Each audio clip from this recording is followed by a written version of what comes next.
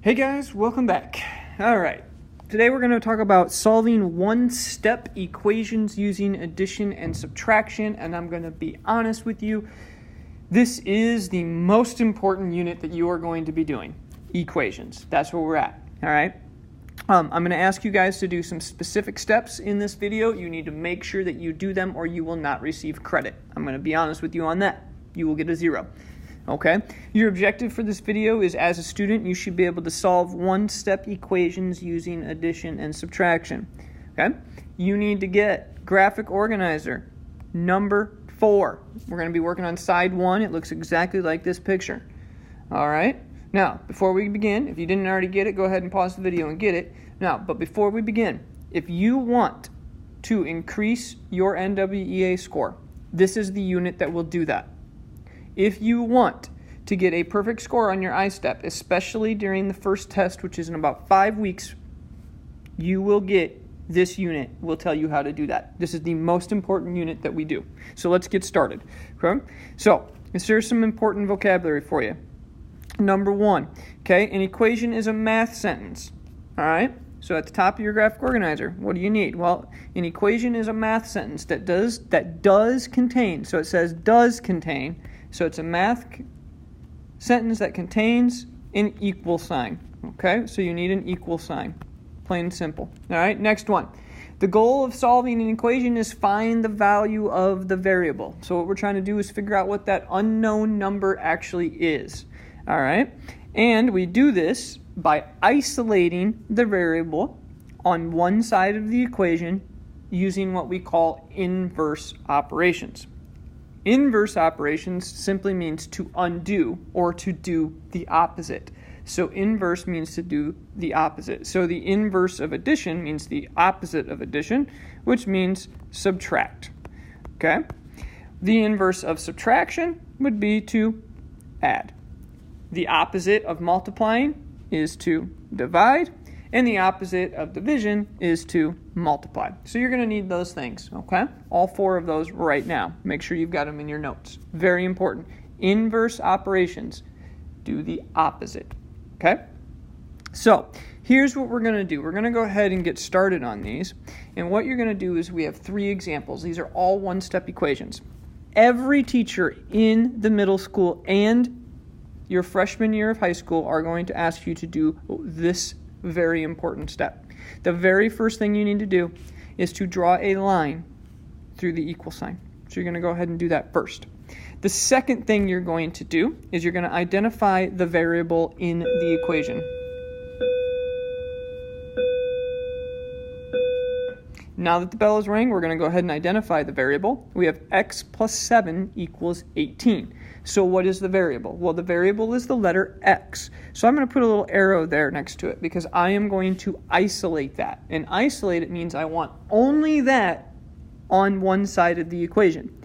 And generally, there's a couple times where that doesn't happen, but generally, I'm going to leave it on the side that it already is. Okay? So now, I'm going to use inverse operations to make it be by itself. Okay? And inverse operations means simply you do the opposite. These ones are really easy because there's only one step. All right? So let's look where that x is. There's stuff that is attached to it on that side, which is plus 7. Okay? In order to get rid of a plus 7, we would do the inverse operation, which means the opposite. So instead of adding 7, we will do a subtraction of 7. Now, we draw the line because whatever you do to one side, you must do to the other side. So because we subtracted 7 from the left side, we're going to subtract 7 from the right side. All right? Now, you simply do things. 7 minus 7 is 0, so that just goes away, and our x gets dropped down. Our equal sign stays down, and you do 18 minus 7. Well, 18 minus 7 gives us 11. All right? So we have x equals 11. Now, what's really important right here is that you do the next thing. You go ahead and plug that letter in, or that number for that letter into the equation to check it. So let's put that 11 that we have, and we're going to circle our answer, up into our equation. 11 plus 7 equals 18. Does 11 plus 7 equal 18? Yep, 18 does equal 18, so I have checked it. I am correct. All right, let's move on to example number 2. First step. Every teacher in the middle school is going to make you do this. Draw your line through the equal sign. Find your variable. Your variable in this one is a. Okay? And then you want to do the inverse operation of what is with a. So over here, we have minus 15.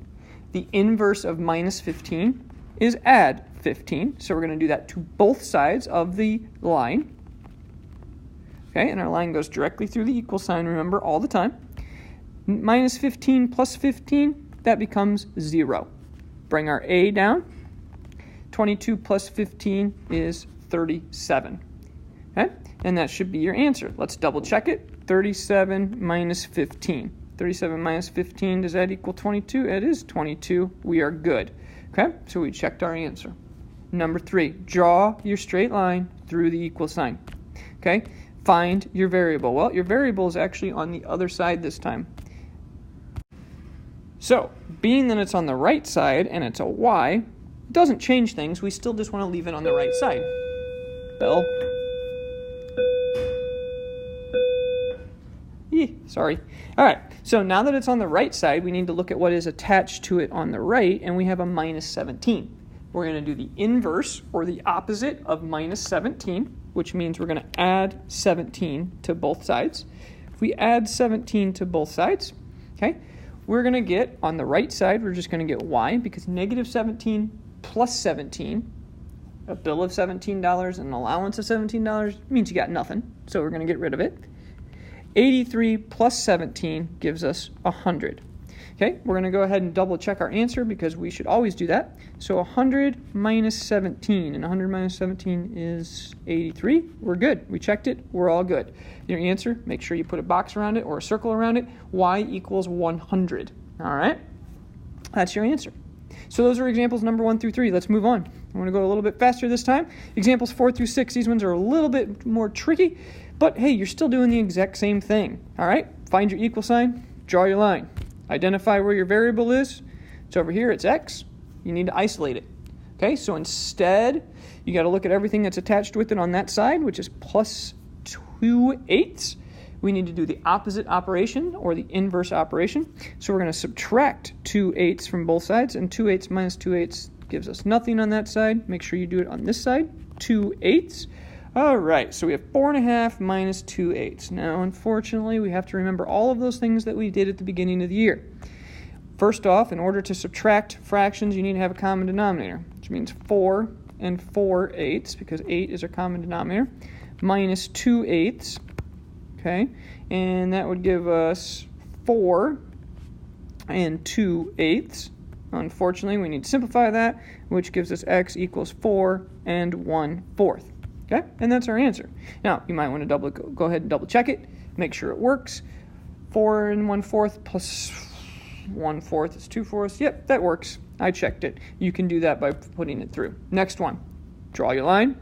Identify where side the variable is. It's on the left side. What is attached to it? Well, minus 3.2. The opposite of minus 3.2 is to add 3.2. We're going to do that to both sides, 3.2. Remember that when you add decimals, you have to simply line them up. Okay, this goes away because I cross-cancel. All right, and we're going to go ahead and add a 0 for a placeholder there. Went ahead and did that, and I'm going to get 34 and 45 hundredths. And I can check it. So you want to double check it, just do 34.45 minus 3.2 and see if you get 31 and 25 hundredths. You should. I know I'm right. Hopefully you are too. All right, last example. Here we go.